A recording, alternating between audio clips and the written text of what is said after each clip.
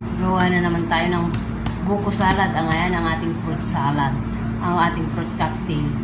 Lagay na natin yung buko. O, di ba?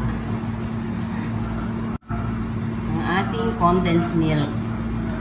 Tansya lang muna, kalahati lang muna. Siyempre, ang ating Nestle cream. O, di ba? Lagyan natin konti ng mayonnaise. Konting-konti lang.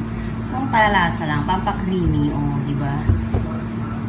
At ang ating cheese overload. Di ba? Halo-halo. Mix. Mekos-mekos tayo.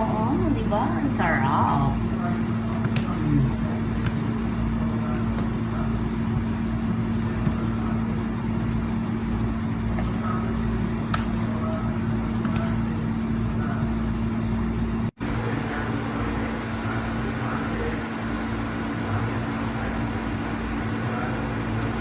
Buko salad.